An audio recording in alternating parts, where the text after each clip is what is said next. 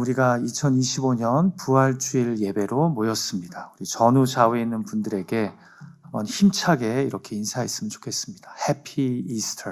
인사할까요? 시작. 해피 이스터. 예. 한 번 더 인사할 때 주님이 부활하셨습니다. 주님이 부활하셨습니다. 예. 어쩌면 그렇게 이 기쁜 뉴스를 무표정한 표정으로 인사하실 수 있습니까? 대단하십니다. 기독교 신앙에 있어서 가장 중요한 양대 산맥을 이야기하라고 하시면 저는 당연히 십자가 신앙과 부활 신앙이라고 말씀드릴 것 같습니다. 누가 뭐라고 해도 기독교는 우리를 구원하시기 위해 이 땅에 오신 예수님의 십자가와 부활을 믿는 공동체입니다. 그런데 제가 지난 고난주간 특별 기도회 때도 말씀드렸지만요, 이 21세기 현대인들이 기독교 신앙을 받아들이는 데 있어 가장 큰 걸림돌이 바로 이 십자가와 부활입니다. 아이러니하죠. 제가 믿지 않는 불신자나 이 기독교 신앙을 가져보려고 교회에 찾아오는 구도자들과 대화를 나누면요, 요즘 들어 부쩍 많이 듣는 질문이 있습니다. 이런 거죠. 왜 예수님이 우리를 구원하시기 위해 십자가에 못 박혀 죽으셔야 합니까? 하나님이 그냥 용서해 주시면 되잖아요. 현대인의 관점에서 볼 때 신이 인간의 죄를 용서하기 위해 이 땅에 오셔서 죽는다는 것이 쉬 납득이 되지 않는 겁니다. 그냥 모든 사람들을, 아니 최소한 회개하는 사람들을 그냥 용서해 주시면 안 되냐라는 거죠. 왜 예수님이 십자가에서 값을 치러야 하냐는 겁니다. 이 십자가 신앙 못지않게 현대인들에게 걸림돌이 되는 것이 바로 부활 신앙입니다. 십자가 신앙이 걸림돌이 되는 것이 개념과 이해의 문제라면 부활 신앙이 걸림돌이 되는 것은 과학과 이성의 문제입니다. 우리가 과학만능주의의 시대에 젖어 있다 보니까 이 죽음을 이긴 부활 사건을 몸과 마음으로 받아들이지는 못하는 겁니다. 사실 우리들 삶에 적잖게 초자연적인 일이 벌어짐에도 불구하고 말입니다. 그래서 전도를 하다 보면 요즘 이런 질문을 하는 분들을 종종 만납니다. 기독교의 가르침과 이야기 중 정말 받아들이기 힘든 것이 바로 부활 사건이라고요. 어떻게 목사님은 부활을 믿으십니까?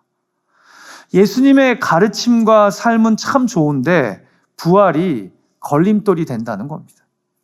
그래서 저는 오늘 일명 부활장이라고 불리는 고린도전서 15장의 말씀을 통해서요, 기독교 신앙에 있어 부활이 차지하는 중요성을 함께 생각했으면 합니다. 왜냐하면 오늘 말씀이 우리 믿는 이들에게 부활 신앙에 있어 매우 중요한 세 가지 질문에 대해 명확한 답변을 주기 때문입니다. 그 질문들은 바로 첫째, 부활은 참으로 일어났는가? 둘째, 부활은 무엇을 이루었는가? 그리고 마지막 세 번째로 부활은 우리 삶에 어떤 영향을 주는가입니다. 사실 여러분, 고린도전서 15장은요, 여러분들이 부활주일 때마다 그냥 시간을 내서 한번 쫙 읽어보시면 참 좋은 말씀입니다. 저는 오늘 말씀 듣고 나서도 오늘 주무시기 전에 한번 부활장을 쭉 읽어보시면 좋을 것 같아요. 2025년 부활주일, 기도하기는 고린도전서 15장 말씀을 묵상하는 가운데 우리 안에 부활 신앙이 다시 불일 듯 일어나기를 간절히 소망합니다. 자, 고린도전서 15장은 우리에게 부활 신앙에 대해 어떤 도전을 줍니까? 그리스도인의 삶에 있어 부활 신앙이 중요한 이유는 무엇입니까? 자, 첫 번째로 우리가 함께 생각할 질문은요, 부활, 참으로 일어났는가입니다. 여러분, 고린도전서 15장 말씀 중에서 3절에서 11절까지의 말씀은요, 예수님의 부활이 역사적 사실임을 이 사도 바울의 관점에서 우리에게 알려주는데요, 이를 증명하는 단계가 크게 세 단계로 구성되어 있습니다. 첫째는 팩트로서 4절 말씀에서 예수님이 죽으신 후 장사되었다가 사흘 만에 다시 살아나셨답니다. 한마디로 무덤이 비어 있었다는 겁니다. 두 번째는 팩트 체크로서 6절 말씀을 보니까 다시 살아나신 예수님을 수많은 사람들이 직접 봤다고 알려줍니다. 같이 오늘 본문 6절 말씀을 함께 읽어볼까요? 시작. 그 후에 500여 형제에게 일시에 보이셨나니 그 중에 지금까지 대다수는 살아있고 어떤 사람은 잠들었으며, 여러분 무엇을 증명할 때요? 한두 명의 말보다 수십 명, 수백 명의 증언이 동일하다면 그 증거 능력은 엄청난 겁니다. 그리고 우리는 요한복음 20장 말씀에서도 확인하게 되지만 심지어 어떤 제자들은 예수님을 보기만 하지 않고 직접 못 박힌 손과 찔린 옆구리를 만졌다라고 기록합니다. 여러분 생각해 보세요. 사도 바울의 고린도전서 15장은요, 대략 예수님이 죽으시고 부활하신 지 16년에서 18년 후에 쓰여진 편지입니다. 그래서 그가 6절에서 팩트 체크를 하면서 쐐기를 박는 겁니다. 500여 명의 아이 윗니스가 있는데 일부가 죽었지만 이들 중 대다수가 아직도 살아있다라고 말입니다. 무슨 말이에요? 궁금하면 가서 이들에게 물어보라는 겁니다. 여러분, 이건 매우 담대한 발언입니다. 아니, 자신 있는 발언인 겁니다. 못 믿겠으면 고린도에서 배 타고 이스라엘에 가서 살아있는 증인들에게 물어보라는 겁니다. 자, 마지막 세 번째로 바울이 이야기하는 것은 이 팩트가 내 삶에 미친 영향입니다. 그러니까 제일 먼저 팩트를, 그 다음에 팩트 체크를 한 다음에 이 팩트가 내 삶에 미친 영향을 설명함으로써 부활의 역사성을 증명하는 겁니다. 같이 8절에서 10절까지의 말씀 한번 읽어볼까요? 시작. 맨 나중에 만삭되지 못하여 난 자 같은 내게도 보이셨느니라. 나는 사도 중에 가장 작은 자라. 나는 하나님의 교회를 박해하였으므로 사도라 칭함받기를 감당하지 못할 자니라. 그러나 내가 나된 것은 하나님의 은혜로 된 것이니 내가 모든 사도보다 더 많이 수고하였으나 내가 한 것이 아니요. 여러분, 이 고백이 대단한 것이요. 지금 사도 바울이 이런 말을 하는 거예요.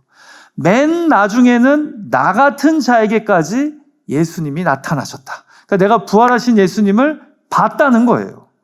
그래서 사실 나는 예수 믿는 사람들을 핍박하던 자로서 사도라 감히 칭함받기에도 민망하고 송구한 사람인데 부활의 주님을 만났기에 내가 다른 모든 사도보다 더 많이 수고하는 열정의 복음 전파자가 된 것이랍니다.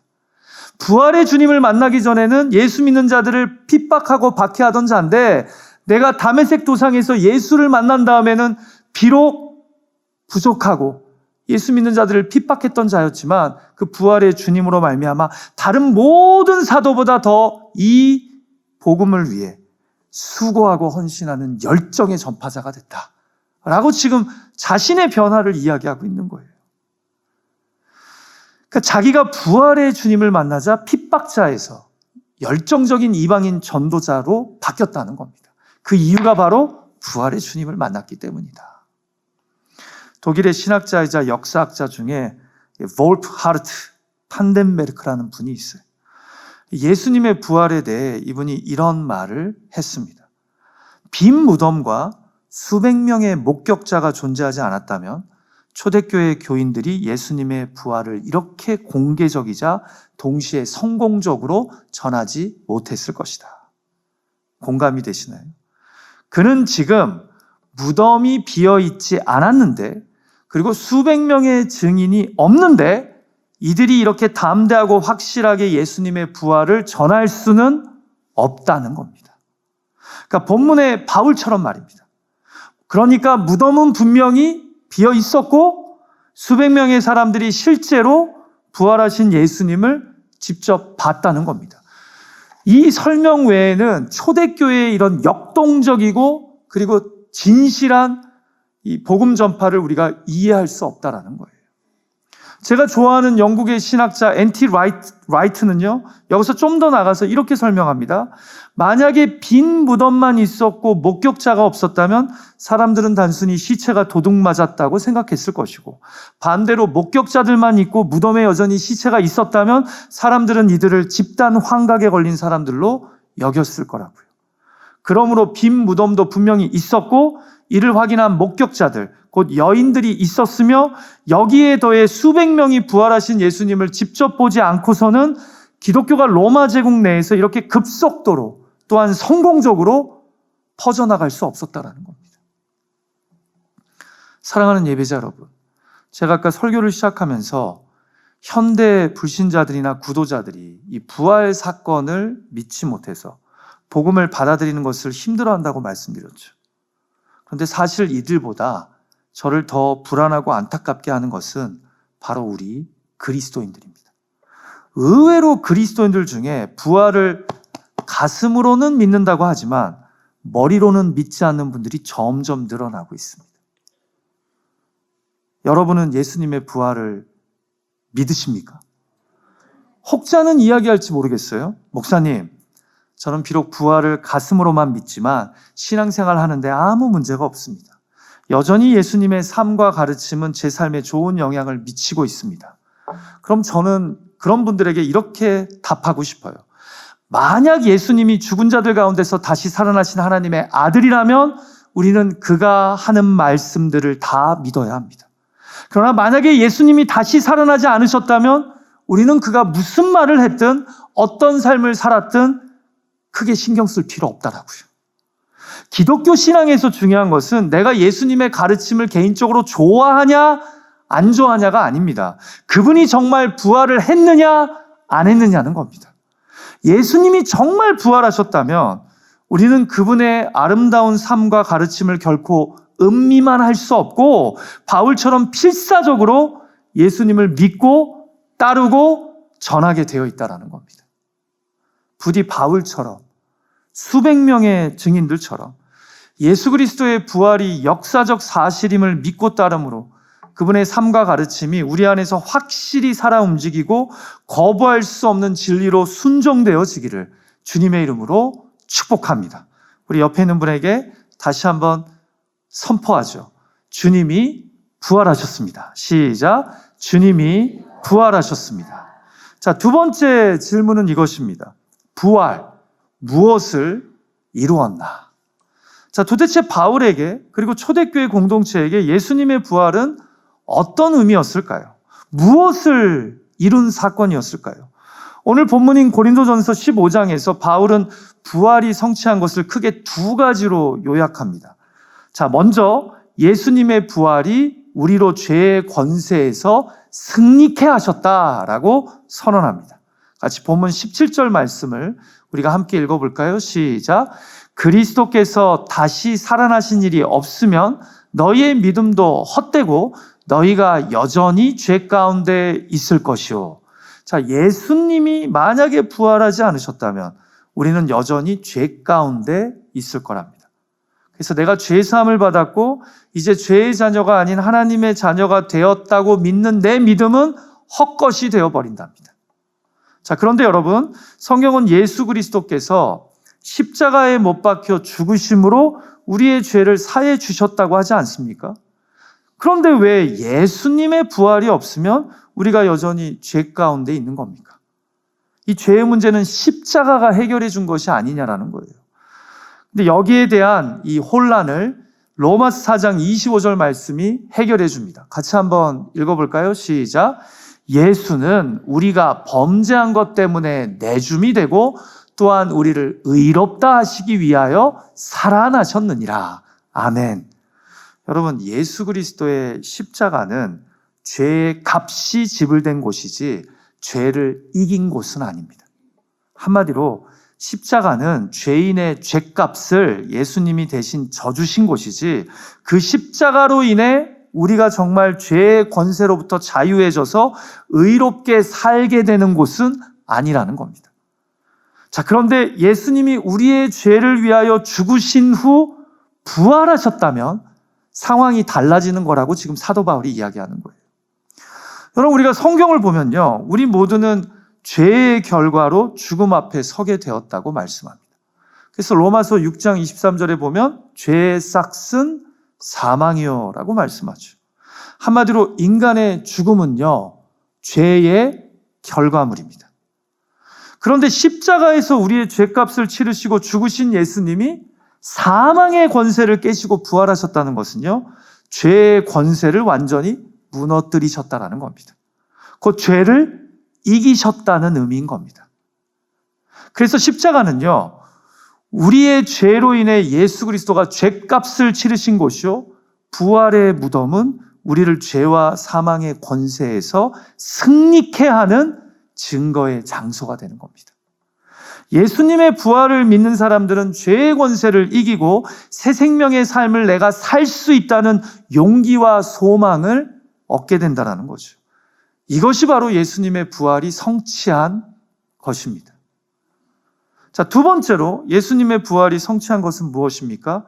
바로 부활의 첫 열매가 되심으로 우리에게 천국을, 부활을 약속하신 겁니다. 자, 본문 18절에서 20절까지의 말씀을 통해 우리는 부활이 성취한 두 번째 약속을 만나게 되는데요. 먼저 바울은 예수님이 부활하지 않으셨다면 그리스도 안에서 잠자는 자들, 곧 죽은 이들이 멸망하게 된답니다. 무슨 말이에요? 죽음 이후의 삶, 곧 천국은 없다는 겁니다. 그래서 앞서 예수 믿고 죽은 자들은 영원하게 멸망당한 것이 되어버린다. 그래서 19절에서 이렇게 말씀합니다. 같이 읽죠. 시작. 만일 그리스도 안에서 우리가 바라는 것이 다만 이 세상의 삶뿐이면 모든 사람 가운데 우리가 더욱 불쌍한 자이리라. 우리에게 현세에서의 삶만이 있다면 복음을 믿고 살아온 우리 삶이 불쌍해진다라는 겁니다. 자, 그러나 예수님이 부활의 첫 열매가 되심으로 그리스도 안에서 죽은 이들에게 부활의 천국을 약속하셨다라는 거죠. 같이 본문 20절 말씀 한 목소리로 읽을까요? 시작. 그러나 이제 그리스도께서 죽은 자 가운데서 다시 살아나사 잠자는 자들의 첫 열매가 되셨도다. 아멘. 여러분, 이 20절 말씀에서 정말 중요한 것은 첫 열매라는 부분입니다. 첫 열매가 무엇입니까? 밭에서 포도원에서 처음 거둔 열매요, 포도를 의미합니다. 그것은 앞으로 다가올 수확의 시작입니다. 비록 아직 모든 추수가 끝난 것은 아니지만 첫 열매를 통해 우리는 모든 추수를 예견합니다. 똑같습니다. 예수님의 부활은 우리 모두의 부활을 보여줍니다. 예수님의 부활이 사망의 벽에 구멍을 냈습니다. 그래서 예수를 십자가와 부활의 구주로 믿는 우리 모두가 죽음 이후의 삶을 감히 사모하게 되었습니다. 이제는 이 세상의 헛된 가치와 목마름에 쉽게 유혹받거나 흔들리지 않습니다. 왜냐하면 우리에게는 죽음 이후의 삶이, 부활의 천국이 약속되어 있기 때문입니다. 이럴 때 믿음으로 아멘 하셔도 하등의 문제가 없어요. 여러분의 선택이에요. 아무래도 저는 목사다 보니까 임종 예배나 장례 예배를 인도할 때가 많습니다.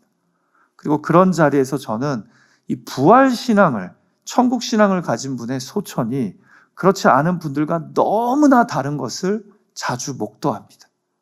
지금도 잊혀지지 않는 장로님이 한 분 계세요.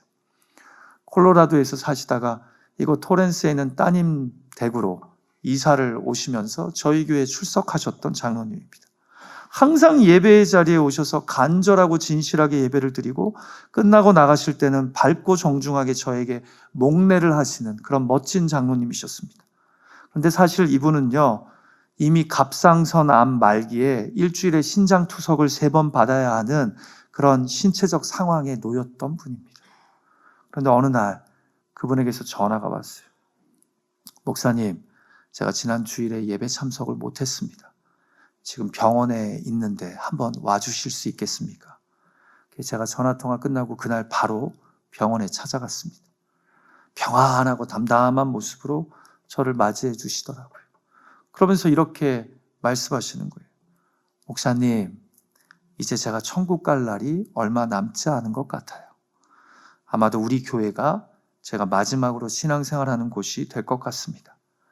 방금 전에 의사가 와서 내가 더 이상 해줄 것이 없어 미안하다고 우는데 내가 왜 우냐고, 하나님 은혜로 지금까지 살아왔고 죽으면 사랑하는 아내가 있는 천국으로 갈 거라고 의사로서 최선을 다해 주셔서 감사하다고 답했다는 겁니다. 이분의 이 갑상선 암의 암덩어리가 커지면서 식도를 계속 누르는 거예요. 그래서 더 이상 어떤 도리를, 조치를 취할 수가 없다라고 의사가 얘기한 거예요. 제가 장로님의 이런 평온하고 담담한 모습에 감동받으면서 장로님, 우리 예배하죠 라고 말씀드렸어요. 그래서 찬송을 몇 장 부를까 여쭤볼까, 아니면 제가 좋아하는 찬송을 부를까 하는데 이 장로님이 먼저 꼭 부르고 싶었던 찬송가가 있으셨던지 저에게 찬송가 373장 불렀으면 좋겠다고 하시는 거예요. 제목을 보니까 고요한 바다로. 저에게 그렇게 익숙한 찬송은 아니었었어요. 근데 제가 이 찬송을 장로님과 함께 부르면서 눈물이 쏟아졌습니다. 장로님의 이 부활, 천국을 향한 간절하고 사모하는 마음이 이 가사 속에서 느껴졌기 때문입니다. 제가 그 찬송가의 1절과 2절 가사를 읽어드립니다. 고요한 바다로 저 천국 향할 때 주 내게 순풍 주시니 참 감사합니다. 큰 물결 일어나 나 쉬지 못하나 이 풍랑으로 인하여 더 빨리 갑니다. 찬송을 부르면서 제 안에 이런 생각이 들더라고요. 이게 죽음을 앞에 둔 이 장로님의 진실한 믿음의 고백이구나. 이분은 지금 천국을 고대하고 계시고 죽음을 전혀 두려워하지 않으시는구나. 그래서 지금 날 고통스럽게 하는 이 암덩어리가 오히려 천국을 향해 나아가게 하는 순풍이라고 생각하시는구나. 그래서 죽음이 나에게는 오히려 감사할 제목이라. 여러분, 이것이 바로 부활의 첫 열매 되신 예수님으로 인해 우리가 누리게 되는 복인 줄 믿습니다. 예수님처럼 우리도 죽음 이후 부활해서 이 세상이 아닌 저 천국에서 영원히 살게 되는 줄 믿습니다. 부디 예수님의 십자가 신앙만이 아닌 부활 신앙을 꽉 붙잡을 수 있는 그런 저와 여러분이 되었으면 참 좋겠습니다. 우리 옆에 있는 분에게 한번 이렇게 고백할까요? 우리에게는 죽음 이후의 삶이 약속되어 있습니다. 시작. 우리에게는 죽음 이후의 삶이 약속되어 있습니다. 옆에 있는 사람에게 자꾸 말 걸라 그래서 힘드시면 그냥 스스로에게 고백하셔도 돼요. 한 번 더 고백할 때 그러니 바동바동대며 살지 맙시다. 시작. 그러니 바동바동대며 살지 맙시다. 이 땅에서의 현세만이 있는 자처럼 살지 말라는 거예요. 이 땅에서의 삶 끝나면 모든 거 다 멸망하고 끝나는 자처럼 살지 말자는 거예요. 이게 바로 부활신앙이 우리에게 주는 유익이라는 거죠. 이루신 성취라는 거죠. 자, 그럼 이제 마지막으로 세 번째 질문을 생각해 볼까요? 부활, 우리 삶에 어떤 영향을 주는가? 사실 이미 예수님 부활의 역사성과 또한 이 부활이 신앙인의 삶 속에 이룬 성취를 제대로 이해하셨다면 이 부활 신앙이 우리 삶에 미칠 영향은 너무나 명백합니다. 그런데 저는 이것을 본문에 기록된 사도 바울의 언어로 소개해드리고 싶어요. 좀 길지만 15장의 마지막 결론 부분인 55절에서 58절의 말씀을 읽었으면 하는데요. 우리가 한번 같이 읽어볼까요? 시작. 사망아, 너의 승리가 어디 있느냐? 사망아, 내가 쏘는 것이 어디 있느냐? 사망이 쏘는 것은 죄요, 죄의 권능은 율법이라. 우리 주 예수 그리스도로 우리에게 승리를 주시는 하나님께 감사하노니 그러므로 내 사랑하는 형제들아 견실하며 흔들리지 말고 항상 주의 일에 더욱 힘쓰는 자들이 되라. 이는 너희 수고가 주 안에서 헛되지 않은 줄 알미라. 아멘. 이 말씀 그대로 두세요. 여러분, 부활장인 고린도전서 15장의 결론이 읽혀지십니까? 핵심은 이것입니다. 그러므로 예수님의 부활이 사실임을, 그리고 예수님의 부활이 죄의 권세를 무너뜨리고 우리에게 부활과 천국의 약속임을 믿는 형제자매들아, 굳건히 서서 흔들리지 말고 계속해서 믿음의 길을 온전히 걸어가라는 겁니다. 부활신앙으로 faith forward 하라는 겁니다. 여러분, 여기서 흔들리지 말라는 것은 무엇에 흔들리지 말라는 걸까요?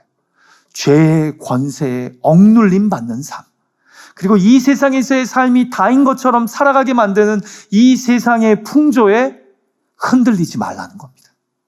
죽음은 우리에게 독침을 쏘듯이 죄의 권세에 굴복하게 만들고 우리로 이 세상이 다인 양 생각하고 살게 만들지만 하나님이 우리 구주 예수 그리스도를 부활 승리케 하셨으니 이를 믿고 굳게 서서 흔들리지 말고 죄의 권세를 이기고 천국을 소망하며 주의 일에 더욱 힘쓰라는 겁니다. 여러분 아멘이십니까? 초창기 이방인 교회 성도들 중에는요, 여러분 노예들이 많았습니다. 슬레이브들이 많았어요. 그래서 왜 바울이 서신서에서 이런 표현을 자주 하지 않습니까? 남자나 여자나 헬라인이나 유대인이나 다 주 안에서 하나라고만 말하지 않고 여기에 더해서 꼭 자유인이나 노예나 다 주 안에서 하나라고 하죠. 왜요? 이렇게 꼭 집어서 이야기한 이유는 그만큼 초대교회 이방인 그리스도인들 중에서는 노예 그리스도인들이 많았기 때문이에요. 성도들이, 노예인 성도들이 많았기 때문이에요. 여러분 한번 상상해 보세요. 이들에게 예수님의 부활신앙이 어떤 메시지로 다가왔을지 이해가 되십니까? 예수님의 역사적 부활이 이들에게 어떤 소망과 능력이 되었을지 가늠이 되십니까? 불과 300~400년 전 미국 땅에 노예 제도가 있었을 때를 생각해 보세요. 이들이 이 세상에서의 고달픈 노예 생활을 예수님 신앙으로 감당하면서 어떤 고백들을 했습니까? 이들의 그 유명한 흑인 연가에 다 담겨져 있습니다. 가장 유명한 흑인 연가 중에 하나가 Deep River라고 하는 제목의 흑인 연가죠. 깊은 강. 그 가사가 이래요. Deep River, my home is over Jordan. Deep River, Lord, I want to cross over into campground. 주님, 이 깊은 강, 요단강 건너 나의 본향이 있는 줄 믿습니다. 이 깊은 강 건너 주님 예비하신 그 쉴 땅에 나 가서 살고 싶습니다. 그러면서 이들이 이 힘든 노예 생활을 버티고 감당했다는 거예요. 무엇으로요? 부활신앙으로, 천국신앙으로 말입니다. 더불어 이들에게 부활신앙은요, 죄의 권세를 끊고 하나님 자녀의 권세로 자유인의 삶을 살아가게 만드는 능력이었습니다. 죄에 컨트롤 받지 않고 부활 승리하신 예수님 붙잡고 성화의 삶을 이들은 포기하지 않고 걸어갔습니다. 비록 내 몸은 노예처럼 사슬에 매여 있어도 그 영혼은 죄의 유혹을 뿌리치고 자유롭게 하나님 자녀의 삶을 누리며 기쁘게 살아갔던 겁니다. 그래서 여러분, 우리에게 예수님의 부활은요, 선택이 아닙니다. 마음만의 감동이 아닙니다. 우리로 하여금 믿음의 길을 걷게 하는 소망이자 능력인 줄 믿습니다. 부활을 믿으십니까? 부활을 믿는 이가 이 땅에서 faithful하며 참된 성도의 삶을 살아갈 수 있는 겁니다. 말씀을 마칠까 합니다. 20세기 유명한 기독교 석학이자 변증학자인 C.S. 루이스는요, 그의 명저 순전한 기독교에서 이런 말을 합니다. 이 세상을 위해 가장 귀한 일을 한 크리스천들은 바로 다음 세상에 대해 가장 많이 생각했던 이들이었습니다. 그들이 이 모든 일들을 할 수 있었던 것은 그들의 마음이 바로 천국에 사로잡혀 있었기 때문입니다. 그러나 대부분의 크리스천들이 다음 세상에 대해 더 이상 생각하지 않게 되면서 기독교는 세상에서 그 힘을 잃고 말았습니다. 부디 부활 신앙을 붙잡고 이 세상을 다른 세상에 속한 사람처럼 살아가는 그런 저와 여러분이 될 수 있기를 주님의 이름으로 축복합니다. 예수님은 부활하셨습니다. 그리고 우리는 예수님의 이 부활 신앙을 붙잡고 이 땅을 살아갑니다. 같이 기도하죠.